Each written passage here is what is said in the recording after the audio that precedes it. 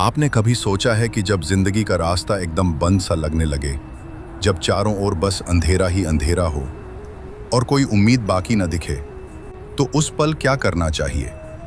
ऐसे ही एक गूढ़ प्रश्न का उत्तर देते हुए प्रेमानंद जी महाराज बड़ी सादगी से एक बात कहते हैं।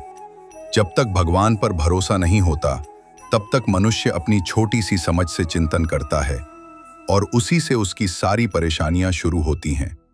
मन सोचता है, अगर ऐसा हो गया तो क्या होगा? अगर वैसा हो गया तो फिर कैसे चलेगा? यही अगर मगर इंसान को बेचैन कर देती है। लेकिन महाराज जी समझाते हैं, भगवान पर भरोसा कर लो। अगर कोई रास्ता बंद होगा तो भगवान कोई नया रास्ता जरूर खोलेंगे। अगर भरोसा दृढ़ हो तो जीवन निश्चिंत हो जाता है। अगर नहीं तो फिर इंसान अपने ही कंधों पर सब बोझ ढोने लगता है। फिर चिंता, डर और बेचैनी उसका पीछा नहीं छोड़ती। महाराज जी एक प्रसंग सुनाते हैं। भीष्म पितामह जब कौरवों के सेनापति बने तो रोज युद्ध में 10,000 महारथी मार डालते थे। लेकिन आश्चर्य की बात यह थी कि एक भी पांडव को खरोंच तक नहीं आती। दुर्योधन को गुस्सा आने लगा। रोज शाम होते ही वो भीष्म से झगड़ने जाता। आप इतने बड़े योद्धा हैं, फिर भी पांडव जिंदा हैं। थक कर एक दिन भीष्म ने 5 बाण निकाल दिए और कहा, कल यदि मैं जीवित रहा तो 5 पांडवों का वध निश्चित है।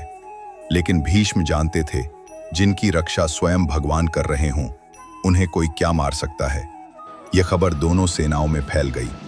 द्रौपदी को भी जब यह बात पता चली तो वो दौड़ती हुई भगवान श्री कृष्ण के पास गई और बोली, प्रभु, भीष्म पितामह ने 5 बाण निकाले हैं 5 पांडवों के वध के लिए। भगवान मुस्कुराए और बोले, चिंता मत करो, आज मैं तुम्हारे साथ चलूंगा, लेकिन दासी बनकर।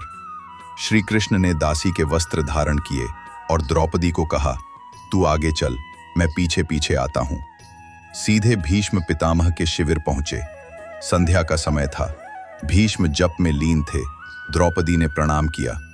भीष्म समझे कि दुर्योधन की पत्नी आई है, क्योंकि दुर्योधन अभी अभी गया था। प्रसन्न होकर आशीर्वाद दिया, सौभाग्यवती भव।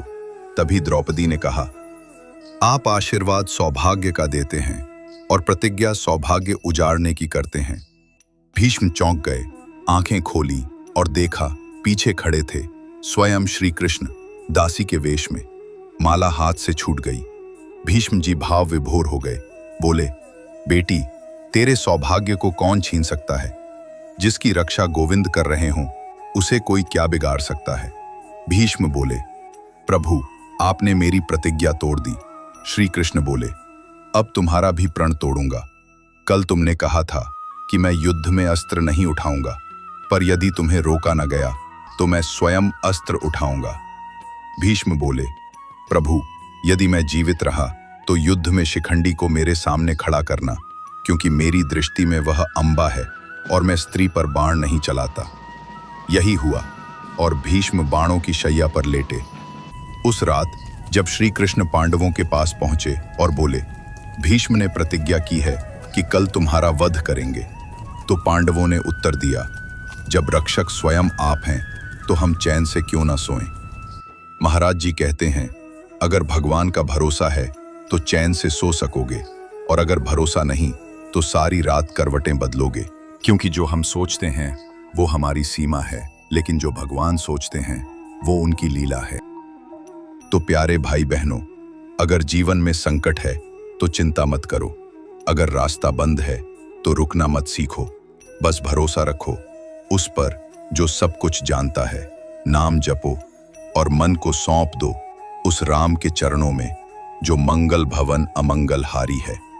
अगर इस कथा ने आपके अंतर्मन को स्पर्श किया हो तो इसे अपने परिवार और प्रियजनों तक अवश्य पहुंचाएं।